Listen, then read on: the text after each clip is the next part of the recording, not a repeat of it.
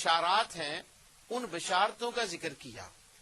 اسی کتاب کی بالکل ابتدا میں انہوں نے یہ روایت نقل کی. وہ کہتے ہیں کہ اے یہود و نصارہ، ان کو وہ مخاطب کرتے ہیں کہ تمہیں قرآن نے بھی مخاطب کیا اور تمہیں رسول اللہ صلی اللہ علیہ وسلم کا علم ہے، تم ان کو جانتے ہو.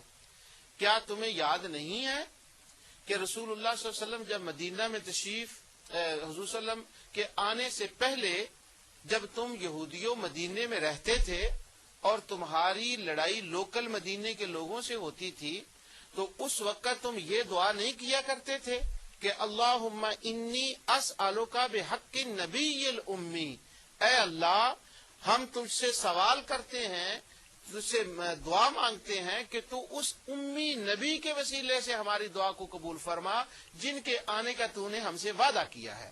تو یہ حافظ ابن قیم نے ہدابت الحبارہ کے اندر اس روایت کو ذکر کیا. اب صاحب تفہیم القرآن کہتے ہیں کوئی عالم اس بات کو نہیں مانتا کہ حضور علیہ الصلوۃ والسلام کی آمد سے پہلے یہودی ان کے وسیلے سے دعا کرتے تھے. حافظ ابن تیمیہ کہتے ہیں کبھی ان کو فتح نہیں ہوئی اس دعا کے وسیلے کرنے سے. انہوں نے کچھ آگے بھی باتیں کی ہیں، وہ میں آگے چل کر بتاتا ہوں. سر دست میں یہ کہہ رہا ہوں کہ اس آیت سے ذات کے وسیلے کا جو ہم استدلال کرتے ہیں اللہ تعالیٰ کی توفیق سے، علامہ اسماعیل حقی استدلال کرتے ہیں علیہ الرحمہ، یا روح المانی تفسیر والے کرتے ہیں، یا دوسرے جو اہل سنت کے مفسرین ہیں وہ تو کرتے ہی ہیں. اب ان کے استدلال کے بعد کم از کم یہ بات کہنا درست نہیں ہے کہ یہ تو کسی نے کہا ہی نہیں ہے، کسی نے لکھا ہی نہیں ہے کہ یہود جو تھے وہ ان کے وسیلے سے دعا کرتے تھے. ایک میرے فاضل دوست ہیں، اللہ تعالیٰ ان کی عمر میں برکت اور صحت میں برکت فرمائے، وہ فرمایا کرتے ہیں کہ جو پہلی امتیں تھیں اگر حضور کے وسیلے سے دعا کرنا آپ کی آمد سے قبل حضور کی ذات کے وسیلے سے ان کے لیے دعا کرنا درست تھا، تو جو حضور کی امت بعد میں آئی ہے ان کے لیے دعا ان کو حضور کے وسیلے سے دعا کرنا کیسے ناجائز ہو سکتا ہے؟ جو جیسے وہ پہلے کرتے تھے اللہ ان کی دعاؤں کو جیسے قبول فرماتا تھا، تو حضور کے آمد کے بعد جو ان کے وسیلے سے دعا کرتے ہیں اللہ ان کی دعاؤں کو کیوں شرف قبولیت نہیں بخشے گا؟ اگر ان کے لیے جائز تھا تو امت محمدیہ کے لیے بھی جائز ہے. کس آیت نے آ کر روک دیا ہے کہ ان کے عمل درست نہ تھا لہذا آج کے بعد تم نے یہ نہیں کرنا؟ میں اس بات پر ذرا زیادہ گفتگو کرنا چاہتا ہوں کیونکہ اس کا انکار کیا گیا ہے. جو میں نے آیت کریمہ پڑھی ہے کہ وَكَانُوا مِن قَبْلُ يَسْتَفْتِحُونَ عَلَى الَّذِينَ كَفَرُوا، کہ وہ پہلے ان کے وسیلے سے دعا کرتے تھے. وہ کہتے ہیں اس کا ثبوت نہیں ہے. اب میں امام راغب، ان تمام حوالہ جات کے بعد امام راغب اصفہانی کا جو ان کی مفردات ہے اس سے یہ میں بیان کرتا ہوں، اور یہاں کسی ایک صاحب نے ڈنڈی ماری ہے اس کا بھی میں ذکر کرتا ہوں. امام راغب یستفتحون کا لفظ جو ہے اس کا فاتحہ کا جو مادہ ہے اس کے معنی میں وہ بیان کرتے ہیں امام راغب اصفہانی. اور یہاں سے ائمہ کے عقیدے کا بھی پتہ چلتا ہے کہ ان کا نظریہ کیا تھا اور وہ ذوات کے وسیلے کو مانتے تھے ائمہ. تو امام راغب کہتے ہیں فتح اس کا معنی ہے مدد کرنا، مدد طلب کرنا. آگے وہ کہتے ہیں کہ 4 معنی انہوں نے اس کے لکھے. وہ کہتے ہیں کہ نبی اکرم نور مجسم صلی اللہ علیہ وسلم کی آمد سے پہلے جو یہود مدینے میں رہتے تھے وہ 4 طرح کے وسیلوں سے دعا مانگا کرتے تھے اللہ کے حضور. نمبر 1 یہ تھا کہ وہ حضور علیہ الصلوۃ والسلام کی ذات کے وسیلے سے دعا کرتے، وہی جو حافظ ابن قیم اور میں ان حوالے پڑھ چکا ہوں کہ وہ کہتے تھے بحق النبی الامی، یا اللہ اس نبی کے وسیلے سے ہماری دعا کو قبول فرما. دوسرا یہ تھا کہ وہ حضور علیہ الصلوۃ والسلام کی آمد جو تھی کہ حضور کی بعثت ہوگی، حضور تشریف لائیں گے، وہ اس کے وسیلے سے بھی دعا کرتے تھے کہ یا اللہ ہم ان کی ذات کا وسیلہ بھی تیری بارگاہ میں پیش کرتے ہیں اور ان کی آمد کا وسیلہ بھی تیری بارگاہ میں پیش کرتے ہیں. انہوں نے آمد اور بعثت کا لفظ استعمال کیا ہے امام راغب نے. یہ میرا اپنا ایک وجدانی ترجمہ ہے جو امام راغب نے کہا ہے.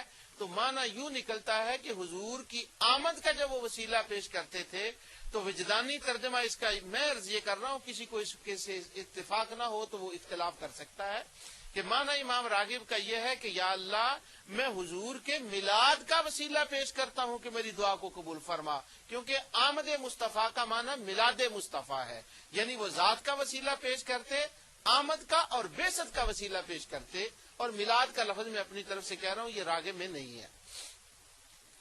تیسرا، وہ نبی کریم صلی اللہ علیہ وسلم کا جو ذکر تھا کہ حضور آئیں گے، یہ آگے چل کر میں بتاتا ہوں کہ وہ ذکر کیسے کرتے تھے۔ حضور کے ذکر کا وسیلہ پیش کرتے، سبحان اللہ، وہ ذکر میں نعت پڑھتے، حضور علیہ الصلوۃ والسلام سے کی ذکر نعت پڑھتے اور ان کا ذکر مبارک کرتے، اور پھر جو چوتھا تھا وہ یہ کہتے تھے کہ وہ آئیں گے اور ہم ان کے ساتھ شامل ہو کر جو عمل صالح کریں گے ان کا وہ وسیلہ پیش کرتے۔ تو امام راغب نے 4 معنی یہاں بیان کیے، اور صاحب تفہیم القرآن نے جب وسیلے کے خلاف رسائل و مسائل میں لکھا تو انہوں نے یہ کہا کہ وہ جی حضور علیہ الصلوۃ والسلام کا وسیلہ پیش کیا کرتے تھے کہ وہ آئیں تو ہم ان پر ایمان لائیں اور ان کے ساتھ عمل صالح کریں، حالانکہ امام راغب نے تو آمد مصطفیٰ کے وسیلے کا بھی ذکر کیا ہے اور بے حق نبی الامی کا بھی ذکر کیا ہے۔ وہاں 4 معنی لکھے ہیں اور بیان کرنے والوں نے 2 کر دیا کہ کون مفردات کو دیکھے گا، کون راغب کو دیکھے گا، کس نے نکال کر دیکھنے ہیں، اور ہر آدمی کی تو دسترس بھی نہیں ہوتی کہ وہ امام راغب اصفہانی کی وہ نکال کر یا اصل کتابوں کو دیکھے۔ اسی طرح یہ جو روایات 4 بیان کی ہیں جن کا ذکر امام راغب نے کیا ہے، ان کا ذکر امام ابن حاتم الرازی نے بھی کیا ہے اور امام طبری نے بھی ان کا ذکر کیا ہے، اور حافظ ابن تیمیہ کہہ رہے ہیں کہ وہ تو کبھی ایسا ہوا ہی نہیں۔ حافظ ابن تیمیہ کو اس مسئلے میں یہاں خطا ہوئی ہے، ان کا ذکر ہوا ہے اور علماء نے ان کا ذکر کیا ہے۔ اب جو آگے میں نے پہلے اس کا اشارہ دے دیا ہے، میں دوبارہ اس آیت کو پڑھتا ہوں کہ یہود جو تھے وہ پہچانتے کن کو تھے؟ وہ نبی اکرم نور مجسم صلی اللہ علیہ وسلم کی ذات کو پہچانتے تھے، کیونکہ یعرفون ابناءہم وان فریقا منہم لیکتمون الحق، اور ایک فریق ان میں سے تھا جو حق کو چھپاتا تھا۔ اب کس حق کو وہ چھپاتا تھا؟ وہ حضور علیہ الصلوۃ والسلام کی ذات کی جو ڈسکرپشن، جو تعارف، جو ان کے خد و خال، جو ان کے چہرے مبارک، ان کی داڑھی مبارک، اور جو کچھ بیان ہوا تھا وہ اس ذکر کو چھپاتے تھے۔ وَإِنَّ فَرِيقًا مِّنْهُمْ لَيَكْتُمُونَ الْحَقَّ وَهُمْ يَعْلَمُونَ، وہ جانتے تھے، چھپاتے تھے، اور فَلَمَّا جَاءَهُم مَّا عَرَفُوا كَفَرُوا بِهِ، ظاہراً وہ ان کا انکار کرتے تھے کہ کہیں سارے کے سارے یہودی حضور علیہ الصلوۃ والسلام کا کلمہ پڑھ کر مسلمان نہ ہو جائیں۔ وَهُمْ يَعْلَمُونَ، تھے وہ جانتے، معلوم تھا۔ اب وہ کس کو جانتے تھے اپنے بیٹوں کی طرح؟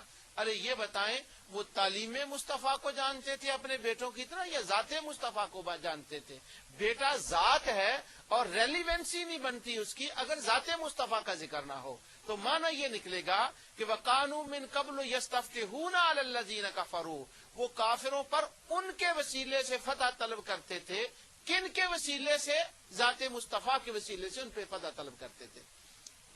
کہنے والے کہتے ہیں کہ جی یہ ذات کا جو ہے یہ تو کہیں ذکر ہی نہیں آیا۔ اب کیا بتایا جائے کہ ذکر تو آیا ہے مگر وہ نظر نہیں آتا۔ وہ نظر کیوں نہیں آتا؟ اس کی وجوہات ہیں کہ وہ ذات سے پیار کرنا، ذات کو ماننے سے انکار ہے، چونکہ پہلے ہی ذہن میں یہ بلٹ ہو جاتا ہے، اس لیے وہ نظر نہیں آتا۔ قرآن کریم میں ختم نبوت کا ذکر ہے، وخاتم النبیین کا ذکر ہے، سارا کچھ ہے، لیکن جو اس کو نہیں مانتے کیا ان کو نظر آتا ہے کہ خاتم النبیین کا کیا معنی ہے؟ کیونکہ جب پہلے بندہ ایک مائنڈ بنا لے نا میں نے اس بات کو نہیں ماننا، تو وہ ان آیات ان روایات سے گزرتا جاتا ہے اور پھر وہ کوئی نہ کوئی اس کی نکمی قسم کی تعویل کرتا چلا جاتا ہے۔ یہ نکمی تعویلوں کا میں آگے انشاءاللہ اگلے دروس میں بتاؤں گا کہ کیسی کیسی نکمی جو تعویلات ہیں وہ کی جاتی ہیں۔ تو حضور علیہ الصلوۃ والسلام کی ذات کا وہ وسیلہ پیش کرتے۔ یہاں ایک آپ کو میں دلچسپ بات سنانا چاہتا ہوں، وہ یہ ہے کہ ہندوستان سے ایک خوارج علماء میں سے تھے عالم، انہوں نے نبی کریم صلی اللہ علیہ وسلم کی سیرت لکھی، سیرت النبی کے نام سے کئی جلدوں میں ہے۔ تو عام لوگ ان کی اس سیرت کی کتاب سے بڑے متاثر ہے کہ وہ کمپیریٹیو ریلیجن اس میں بیان کرتے ہیں کہ یہودی اس طرح سے ہیں اور عیسائی یہ ہیں، بدھ مذہب یہ ہیں، ہندو یہ ہیں، اور نبی کریم صلی اللہ علیہ اسلام